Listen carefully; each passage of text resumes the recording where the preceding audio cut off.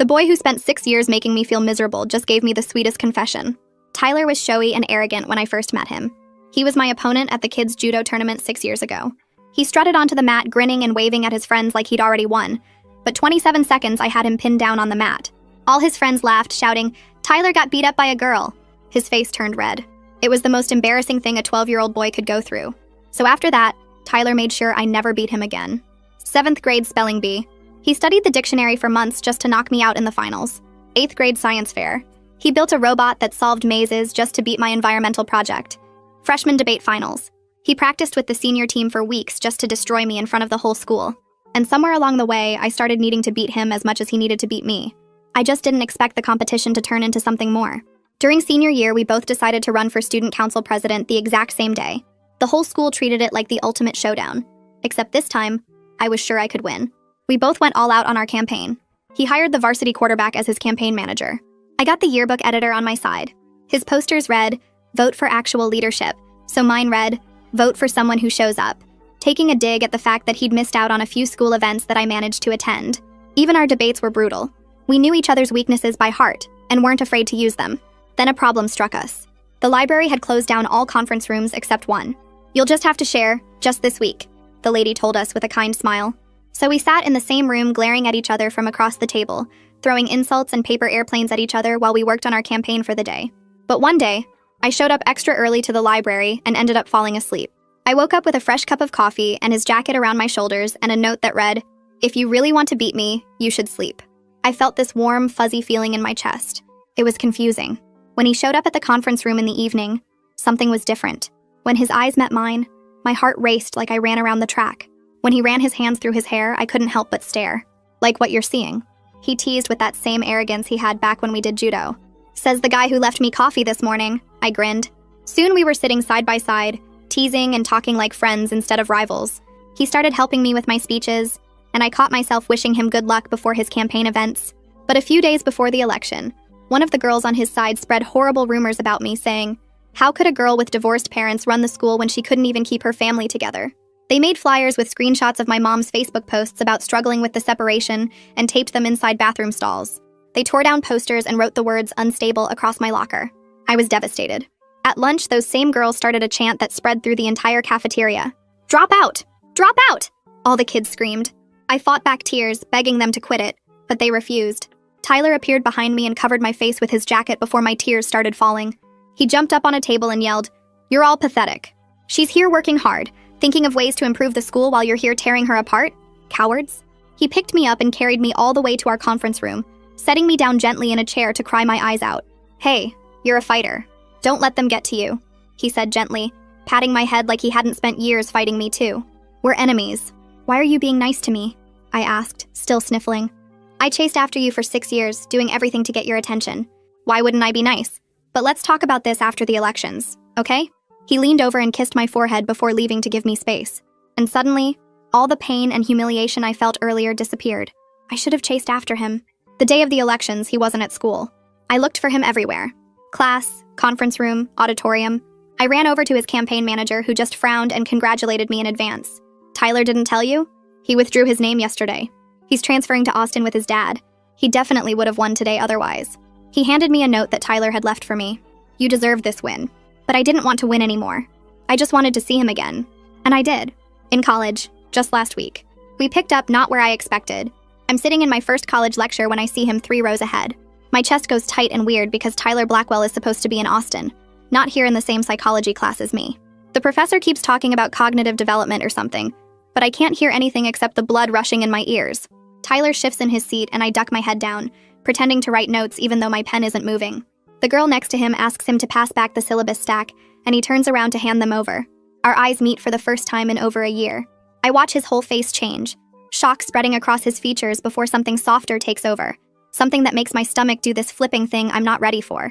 He holds my gaze for 3 full seconds before the girl behind me clears her throat for the syllabus. I grab the papers with shaking hands and pass them back without looking at them. Tyler faces forward again, but I see his shoulders tense up like he's as thrown as I am. The rest of class drags on forever while I stare at the back of his head, that same dark hair he used to run his fingers through during student council prep. When the professor finally dismisses us, I grab my bag and bolt for the door before Tyler can turn around again. Walking between classes, I can't stop thinking about that judo match when we were 12. I had pinned him in 27 seconds flat, and all his friends laughed at him, shouting about how Tyler got beat up by a girl. I remember feeling so proud of myself, so powerful and strong. But now I feel this weird guilt creeping in, because I never thought about how bad that must have hurt him. He was just a kid trying to impress his friends, and I destroyed him in front of everyone. His face had turned so red that day, redder than I'd ever seen anyone's face turn. That's when it all started, when he decided he couldn't let me win ever again. I duck into the campus bookstore to avoid the crowd and pretend to browse textbooks I don't need. I remember all the times he beat me after that. 7th grade spelling bee where he knocked me out in the finals with the word accommodate, that I spelled with one man 8th grade science fair, where his maze-solving robot beat my environmental project, even though mine was about actual real-world problems. Freshman debate finals where he practiced with the senior team for weeks, just to destroy my arguments in front of the whole school. It makes me mad how much space he took up in my head for so long. 6 years of my life spent thinking about Tyler Blackwell and what he was doing and how I could beat him next time. But I also get that we pushed each other to be better. I wouldn't have studied so hard or worked so late or tried so many things if he wasn't there chasing me down. Neither of us would have worked as hard without the other person to compete against. I grab a coffee from the cart outside and head toward my dorm. That night, I lie in bed staring at my ceiling and thinking about the library room. I had shown up extra early one morning during campaign week and ended up falling asleep at the table from exhaustion. When I woke up, there was a fresh cup of coffee next to me and his jacket around my shoulders keeping me warm. The note tucked under the coffee cup said, "If you really want to beat me, you should sleep," in his messy handwriting. My chest feels warm and confused just remembering it because that was the moment everything started to shift between us. That's when I realized competition might have been his weird way of staying close to me, of making sure I never forgot about him. I pull my blanket up higher and roll onto my side. The memory of that evening when he came back to the conference room plays in my head. How my pulse raced when our eyes met. How I couldn't stop staring when he ran his hands through his hair. How sitting side by side felt different from sitting across from each other had felt. I remember the cafeteria incident so clearly it still makes me want to cry. Those girls on his campaign team spread horrible rumors about me, saying awful things about my mom's divorce and how I couldn't keep my family together. They made flyers with screenshots of my mom's Facebook posts and taped them inside bathroom stalls where everyone would see them. They wrote "unstable" across my locker in thick black marker. At lunch, they started a chant that spread through the entire cafeteria, everyone screaming for me to drop out while I stood there begging them to stop. Tyler appeared behind me right before my tears started falling and covered my face with his jacket. He jumped up on a table and called them all pathetic and cowards for tearing me apart. Then he picked me up like I weighed nothing and carried me all the way to our conference room while I tried not to sob. Even now, I can feel the safety of being held by someone who saw me falling apart and just acted without thinking about it. He set me down gently in a chair and patted my head and told me I was a fighter. The memory of his almost confession plays on repeat in my head. How he said he'd chased me for 6 years doing everything to get my attention. How he leaned over and kissed my forehead before leaving to give me space. I ache thinking about how I should have run after him right then. Should have told him I felt it too. That somewhere along the way I'd started caring about him as more than just my rival. But I was too shocked and hurt and confused to move. I just sat there in that chair crying while he walked away.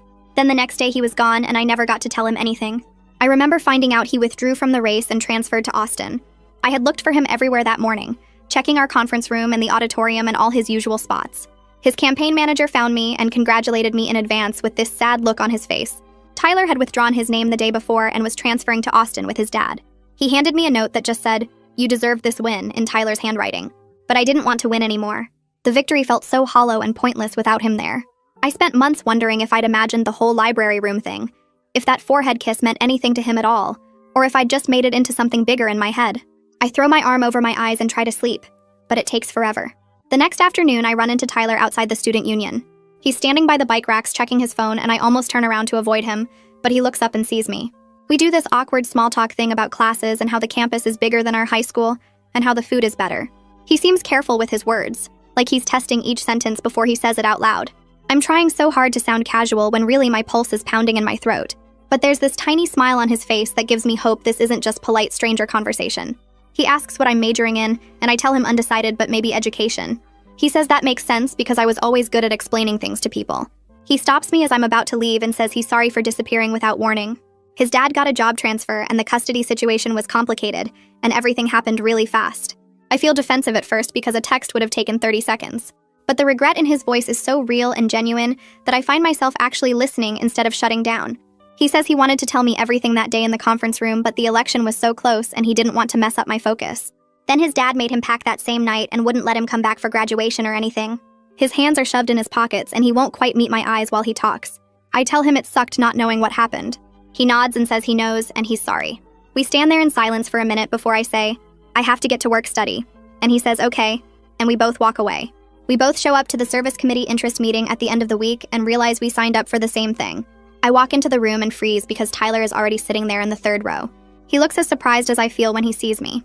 There's this moment of eye contact across the room that's equal parts nervous and curious. The committee coordinator starts talking about leadership opportunities and community service projects. I sit down in the back row, but I can feel Tyler glancing back at me every few minutes. When the coordinator asks us to partner up for an icebreaker activity, Tyler stands up and walks straight to my row. He asks if we can work together, and I say sure, even though my heart is racing. We end up talking about why we joined and what kind of projects we want to work on.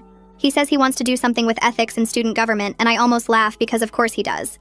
I tell him I'm interested in that too. The coordinator announces that next week we'll be choosing subcommittees and project partners. Tyler and I look at each other, and I can't tell if the universe is laughing at us or giving us a second chance at something we messed up the first time. The coordinator claps her hands to get our attention and starts reading off subcommittee assignments. She goes through campus outreach, event planning, budget management. Then she looks down at her clipboard and announces that Tyler and I are paired together for the Student Leadership Ethics Project. I feel my stomach drop because of all the possible assignments. This one feels like the universe is mocking us. Tyler glances over at me with this expression that's half amused, half nervous. The coordinator explains that we'll be researching ethical guidelines for student government campaigns and presenting recommendations to the administration. She has no idea that we literally lived through the worst example of campaign ethics violations just 2 years ago. After the meeting ends, everyone starts packing up their stuff and heading out. Tyler walks over to where I'm standing and pulls out his phone. He asks if we should exchange numbers for project coordination. I nod and we swap phones to type in our contact info. His phone case has a faded judo tournament sticker on it from when we were kids, and I wonder if he kept it on purpose or just never bothered to change cases. We sit back down at the table to go over the project requirements. The coordinator left us a folder with some initial research articles and a timeline. Tyler opens his notebook and starts taking notes about deadlines and deliverables. I'm doing the same thing, but I can feel this weird tension in the air, like we're both hyper-aware of each other's presence. He writes something down and I notice his handwriting is still the same messy scrawl from high school. We divide up the initial research tasks pretty quickly, and it feels surprisingly functional, like maybe we actually can work together without it turning into a competition. But then he suggests we meet twice a week to sync up, and I immediately think that's too much, that we should just email updates. I catch myself about to argue and realize I'm already falling into old patterns of disagreeing just to disagree. Tyler must notice something on my face because he asks if twice a week is too much. I admit that I was about to push back just out of habit, and he laughs this short, relieved laugh. He says he's been doing the same thing, catching himself wanting to one-up every suggestion I make. We sit there for a minute just looking at each other, and it's strange how aware we both are of our own behavior. Tyler suggests we set a ground rule where either of us can call out competitive spirals if they start happening. I'm surprised he's thinking about this too, that he wants to actively work against our old patterns. I agree, but tell him I'm not sure we can actually change 6 years of behavior just by deciding to. He nods and says he knows it won't be easy, but maybe we're both mature enough now to at least try. There's something hopeful in his voice that makes me want to believe him. We pack up our stuff and walk out of the building together. The campus is pretty empty since it's getting late. Tyler heads toward the north dorms and I go toward the bus stop. I keep thinking about his suggestion, about whether we really can work together without falling back into rivalry mode. That night, I'm lying in bed scrolling through my phone when I get a text from Tyler. It's almost 11 and I'm surprised to see his name pop up. The message says he noticed himself falling into old patterns during our planning session, getting that competitive edge in his voice when we were dividing up tasks. He writes that he's going to work on it and hopes I'll call him out if he slips. I read the text 3 times because it's so honest and self-aware.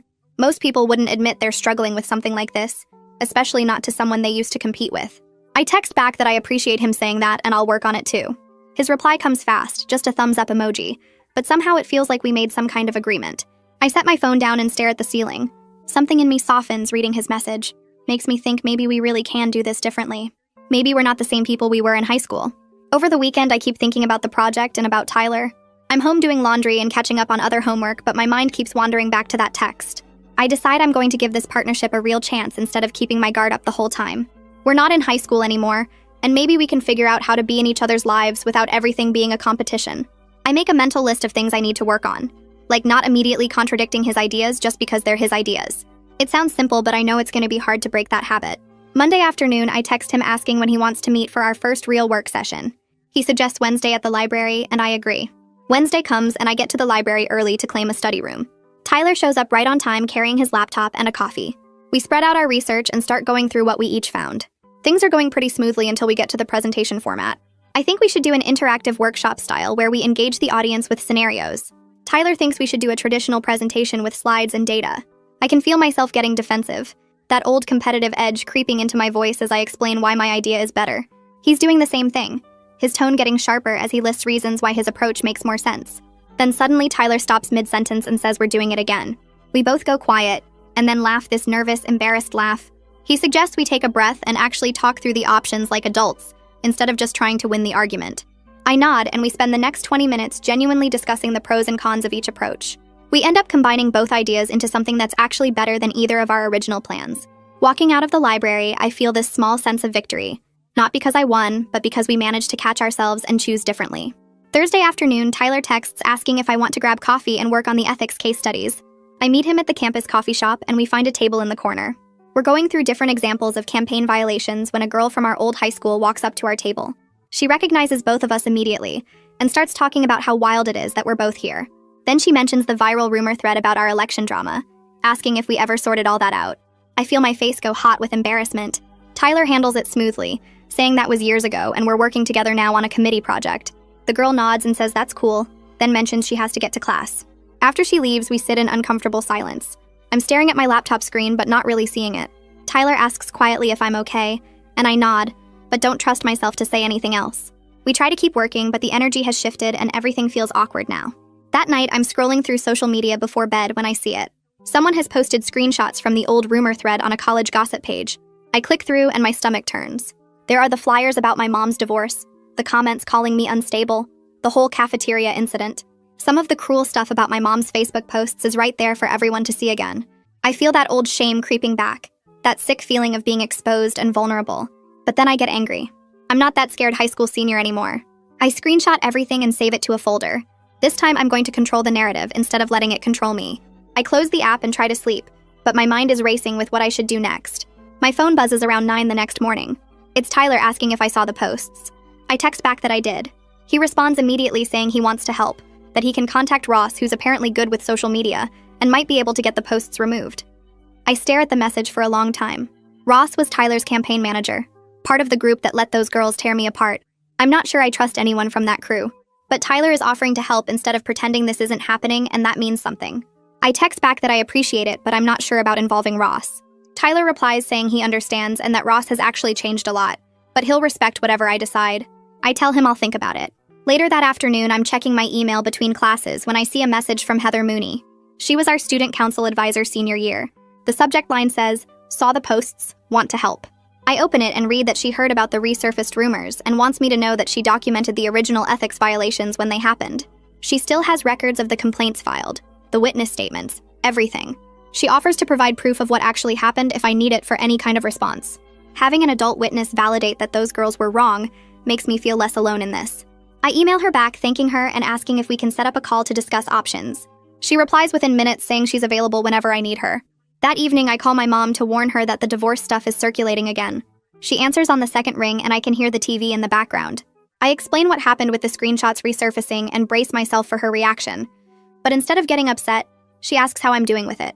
We end up talking for almost an hour about how hard that time was for both of us. She tells me she felt so guilty that her personal struggles became ammunition against me. I tell her it wasn't her fault, that those girls would have found something else to attack if it wasn't the divorce. My mom says she's proud of how I handled it back then, and how I'm handling it now. Her voice is steady and sure, not the shaky, uncertain voice I remember from senior year.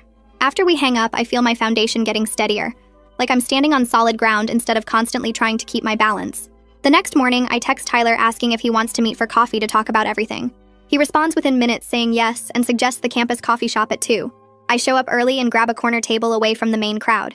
When he walks in, I notice he looks tired, like he didn't sleep much either. He orders a black coffee and sits across from me, wrapping both hands around the cup. I wait for him to start talking because I can tell he has something to say. He takes a breath and explains that his parents' custody battle got really ugly right before senior year, that his dad basically forced him to move to Austin because the court gave his dad primary custody. Tyler says he was so burned out from trying to be perfect at everything that he didn't have the energy to fight the move. He tells me his dad kept saying the transfer would be good for him, a fresh start away from all the pressure. I feel my anger toward him shifting into something softer because I get what it's like when your parents' problems take over your whole life. He apologizes again for not reaching out, says he convinced himself I was better off without him complicating things. I tell him I wish he'd let me decide that for myself, but I understand why he didn't. We sit in silence for a moment and it's not uncomfortable, just heavy with everything we're both carrying. Later that afternoon, I meet Ariana back at our dorm and tell her about the coffee shop conversation. She listens without interrupting and then offers to help me draft a statement about the rumor history if I want to post something publicly. Having her support reminds me I'm not the same scared high school senior anymore. I'm stronger now and I have people who actually care about me. Ariana pulls out her laptop and we start outlining what I might want to say, focusing on facts rather than emotions. She helps me find words that feel true without making me sound like a victim. We work on it for over an hour until we have something I'm actually proud of. The next week, Tyler and I run our first tabling event for the committee and the student union. We set up the table with flyers and sign-up sheets and spend 3 hours talking to students about leadership ethics. It goes way smoother than I expected. We take turns answering questions, and I notice how easily we hand off to each other, like we've been doing this together for years. Afterward, as we're packing up the materials, Tyler says working with me felt natural and good.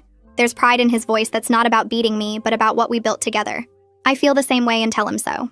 A few days later, we both get an email inviting us to speak on a campus panel about ethics in student campaigns. My stomach drops when I read it because public speaking after everything that happened still makes me nervous. Tyler texts asking if I saw the invitation and whether I want to do it. He says we don't have to if I'm not comfortable. I think about it for a long time, sitting on my bed staring at the email. Hiding hasn't helped me heal from what happened. I text back that I want to do it. We schedule a prep session in the library for the following Tuesday. When we meet up to prepare, I bring my notes about personal experiences, and he brings a structured outline with talking points. We quickly realize we have totally different speaking styles, and it creates some tension. He's more polished and formal, while I'm more personal and story-based. We spend 20 minutes arguing about the best approach until I suggest we stop trying to make each other change. Maybe his polish and my personal touch actually complement each other. We restructure our presentation to let each person play to their strengths, and suddenly everything clicks. Together, we cover more ground than either of us would alone.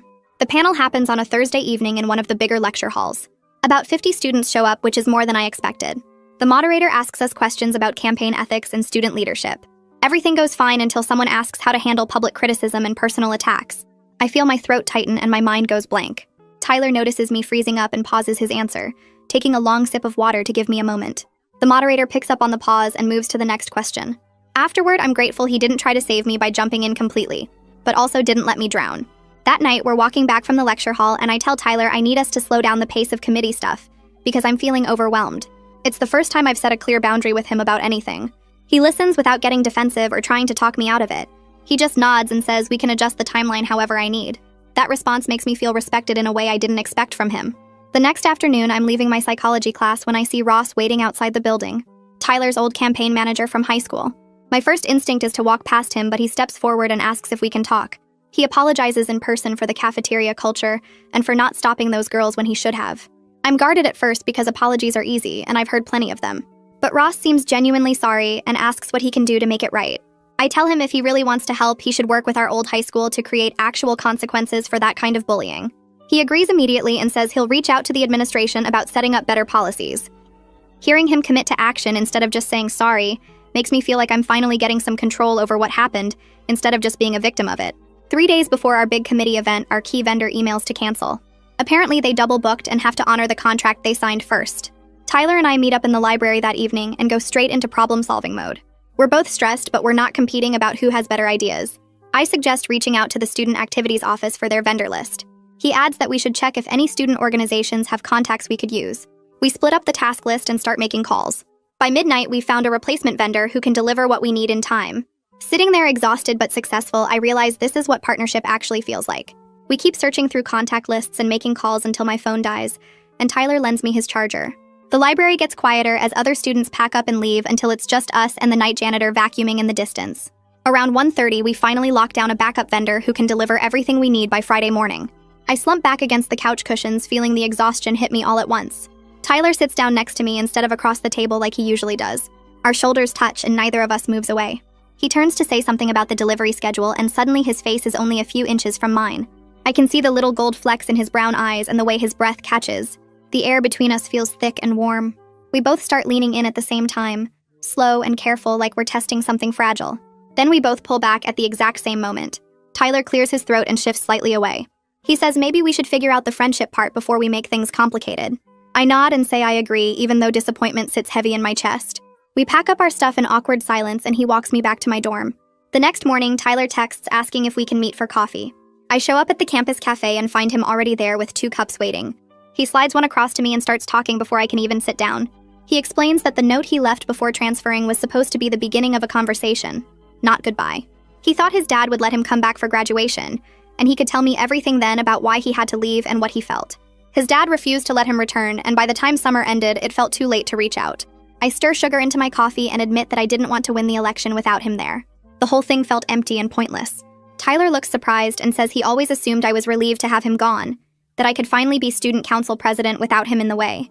I realize we've both been carrying wrong ideas about what the other person felt for over a year. We sit there for a while just processing that. A few days later, we meet up in the student union and spend the whole afternoon drafting what we jokingly call a collaboration pact.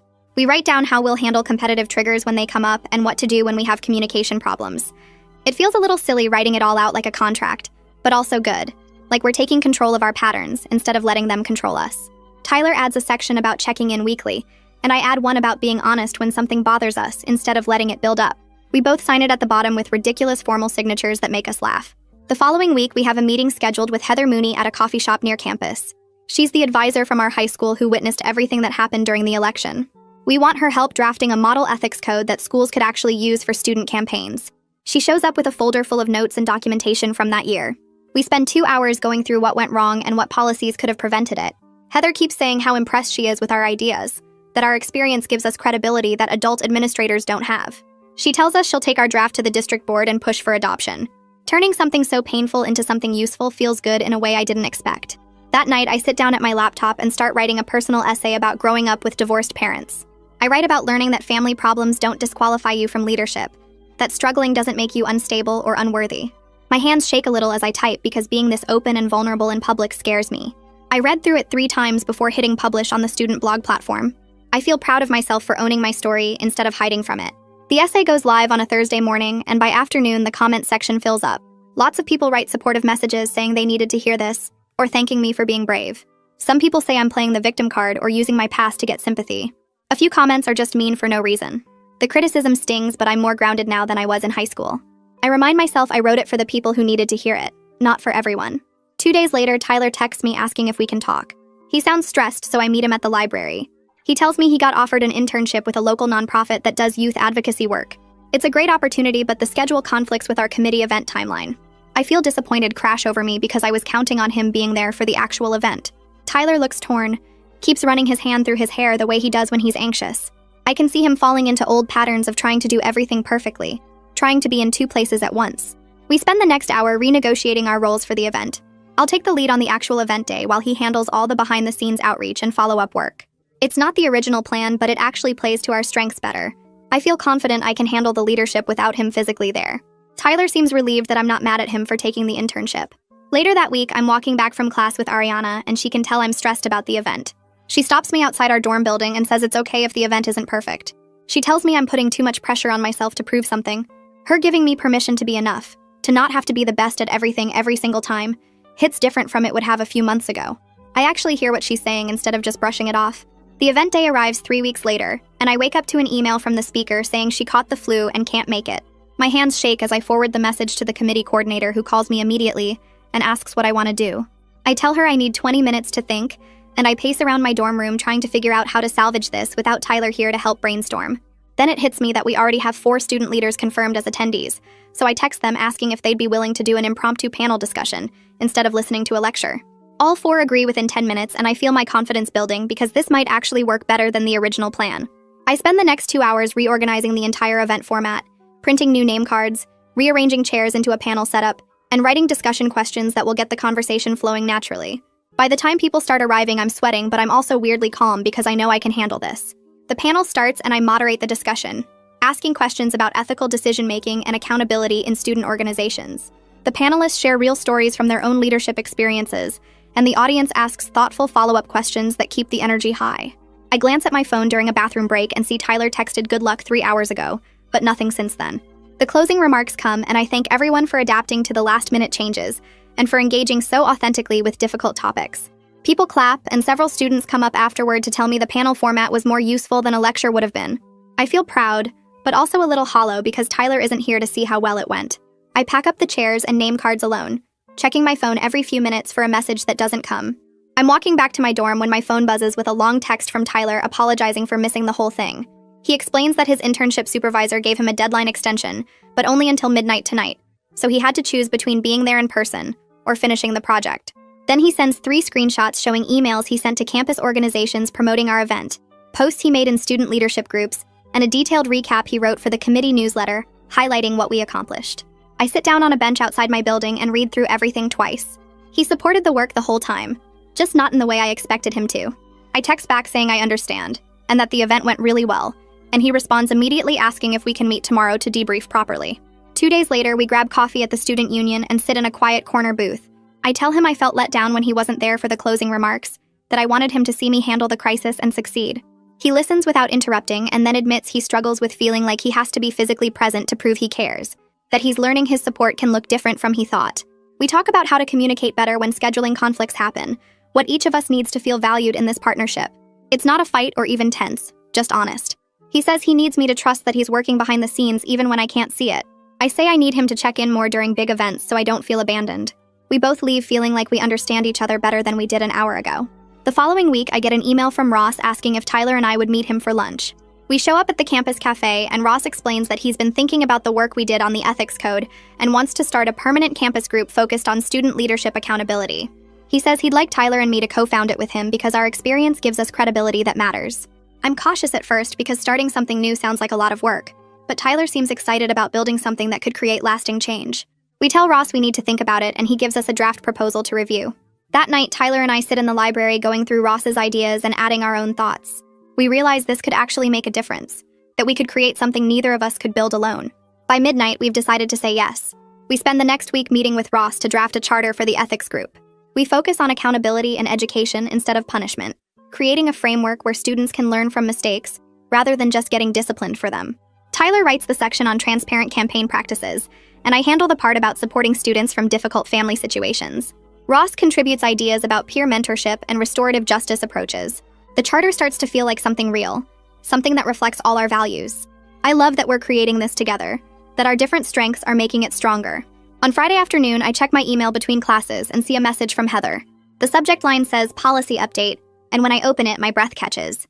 She writes that our old high school adopted a student campaign conduct policy based on the model we created, and she attached a summary of the new rules. There are specific guidelines about rumor spreading, requirements for campaign manager accountability, and protections for students whose family situations might be used against them. It's closure without being triumphant, just quiet satisfaction that maybe other students won't go through what we did. I forward the email to Tyler with a simple, "We did something good," and he responds with a thumbs up emoji.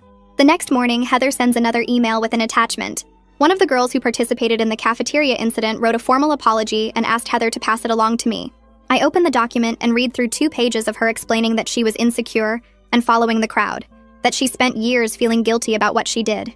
She writes that she understands if I can't forgive her, but she wanted me to know she's sorry. I sit with complicated feelings for a long time. I appreciate that she took accountability, and I believe her regret is real, but I'm not ready to forgive completely. I realize that's okay. That healing doesn't mean I have to absolve everyone who hurt me. I save the letter without responding and tell myself maybe someday I'll be ready to reply. Tyler and I meet for our weekly coffee date, and he mentions casually that he's been talking more with his dad since the move. There's something careful in his voice, like he's testing whether I want to hear about this. I ask how it's going, and he says it's slow, that they're working through a lot of old stuff about the divorce and the custody situation. He sounds hopeful but also realistic, like he knows this will take time. I tell him I'm glad he's trying to repair that relationship, that family healing is messy and ongoing. He reaches across the table and squeezes my hand, and we sit there for a minute not needing to say anything else. That evening, we're walking back from the library when Tyler stops on the sidewalk and turns to face me. He says he thinks we should try dating for real, not just as friends who have feelings, but as people intentionally building a relationship. I feel warmth spread through my chest because I've been wanting this but wasn't sure if he was ready. We talk about taking it slow, about building a healthy foundation instead of rushing into something intense. We acknowledge that we have years of complicated history, and we need to be careful not to fall back into old competitive patterns. It feels cautious and warm and right, like we're finally on the same page after years of miscommunication. We spend the next hour sitting on a bench outside my dorm talking about what we want this to look like. Tyler brings up something that's been on his mind, that we need a plan for what happens if we're ever competing for the same position or opportunity again. I feel anxiety spike at the thought because that's where everything went wrong before. We decide together that if it happens, we'll either co-sponsor the thing or one of us will step aside after an honest discussion about who wants it more and who's better suited for it. Having that boundary clearly defined removes so much fear. I feel secure knowing we won't repeat the patterns that hurt us both, that we're choosing partnership over rivalry this time. That Friday night, we go to a small Italian place off campus where nobody knows us. We order pasta and garlic bread and spend the first 10 minutes just sitting there grinning at each other like idiots. He brings up the judo tournament and does this dramatic reenactment of how he strutted onto the mat thinking he'd already won.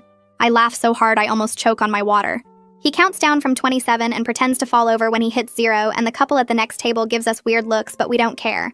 We walk around campus after dinner and everything feels easy, like we're finally allowed to just enjoy each other without all the weight of our history crushing us. He reaches for my hand and I let him take it, and we walk past the library where we used to compete, and it doesn't hurt anymore. It just feels like a story we can finally laugh about instead of something that defines who we are. On Monday morning, I wake up to 17 notifications on my phone. Someone dug up the old rumor thread from high school and posted screenshots on the college forum with a caption asking if I'm the same person who had that messy campaign drama. My stomach drops, but then I remember I'm not that scared senior anymore. I text Tyler and he responds in under a minute saying he already saw it. We meet at the coffee shop and draft a response together on his laptop. We keep it short and factual. Just a link to the new ethics policy our old high school adopted, and a link to my essay about growing up with divorced parents. We don't defend ourselves or get emotional.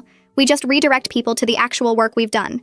He posts it from his account, and I share it from mine, and then we close our laptops and order breakfast. I feel frustrated that this keeps coming back, but I also feel powerful because we're handling it together and we're not hiding. My mom texts me that afternoon asking if we can do a counseling session together. I'm surprised because she's never suggested therapy before, but I agree immediately. We meet at the campus health center on Wednesday evening and sit in these uncomfortable blue chairs across from a therapist named Dr. Brown. The session is awkward at first because neither of us knows how to start, but Dr. Brown asks us questions about how we communicate and what we need from each other. My mom admits she didn't realize how much the public Facebook posts hurt me during the divorce, that she was so focused on her own pain she didn't think about mine. I tell her I felt like I had to be perfect to make up for the family falling apart, and that pressure made everything worse.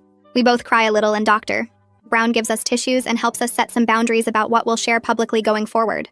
By the end of the hour, we're holding hands and making plans to do this monthly. It's not perfect, and we still have a lot to work through, but it's a start, and that feels like enough. Tyler and I spend the next week working on a guide for next year's committee members.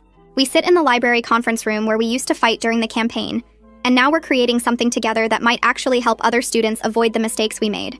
We outline the planning process for events, list the vendors that worked well and the ones to avoid, write up tips for handling conflicts within the group. He's good at organizing information, and I'm good at making it sound friendly and accessible, so we split the work that way. We finish the 12-page document on Friday afternoon and email it to the committee coordinator, and she responds right away saying it's exactly what they needed. I feel proud sitting there next to him, knowing we built something useful that will outlive our time on the committee. Saturday night, the committee throws a small party at someone's apartment to celebrate finishing the semester. There are maybe 15 people crammed into the tiny living room, and everyone brings snacks and drinks. People keep coming up to Tyler and me saying they're glad we joined the group, that we brought good energy and solid ideas. One girl mentions she read my essay, and it helped her think differently about her own family stuff, and I have to excuse myself to the bathroom because I'm tearing up. When I come back, Tyler is talking to 3 people about the ethics workshop we're planning, and he looks so animated and happy. I stand in the doorway watching him for a minute and realize I finally feel like I belong somewhere.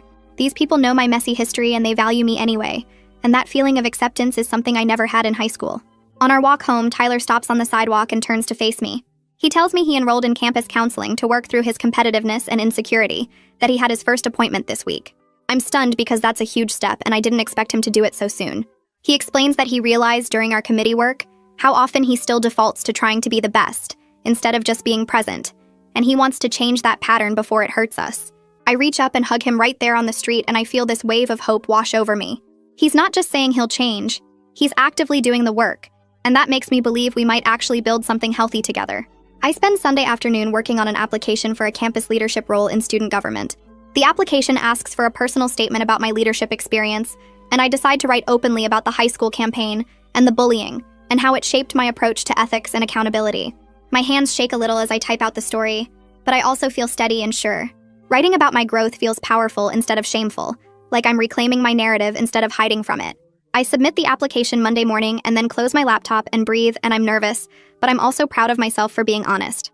That Wednesday, Tyler suggests we start doing a weekly walk where we check in about our relationship and talk through any concerns before they become problems. He calls it our State of Us walk, and I love that he's thinking ahead like this. We pick Wednesday evenings and decide to do a loop around campus that takes about 30 minutes. On our first walk, we talk about how we're both still learning to communicate directly instead of competing, and we agree to keep calling each other out gently when we slip into old patterns. It feels intimate and grounded, like we're building something real and sustainable instead of just riding the excitement of being together. We pass other couples walking and holding hands, and I think about how we look just like them now, but we had to work so much harder to get here. Friday afternoon, we co-host our first workshop on ethical leadership with the new campus group Ross helped us start. About 30 students show up and fill the classroom, and Tyler and I take turns presenting different scenarios and leading discussions about accountability and campaign conduct. The students are engaged and asking good questions, and I watch Tyler handle a tough question about social media bullying with so much thoughtfulness and care. We work together seamlessly, building on each other's points and making eye contact across the room when someone says something particularly insightful. I feel quietly proud standing up there with him, and I can see how far we've both come from those kids who needed to beat each other at everything just to feel worthy. After the workshop, we walk back toward my dorm through the cold evening air. Tyler stops under a streetlight and turns to me and says he thinks we're better together than we ever were competing. I agree completely and tell him so, and he pulls me close and I rest my head against his chest. We're still ambitious and driven, still push each other to grow and do better work, but now it comes from support instead of rivalry. Standing there with his hand in mine, I feel content with how imperfect and real and good this is. We're not perfect people, and this isn't a perfect relationship, but we're choosing each other every day and doing the work to build something healthy. His arm tightens around me, and I close my eyes and breathe in the moment. And I think about that 12-year-old girl who pinned him in 27 seconds and had no idea where it would lead. I'm grateful for every messy, complicated step that brought us here. That's where we'll close things for today. I'm honestly so glad you were here. Sharing these stories with you always feels special. I hope this one left your heart a little lighter.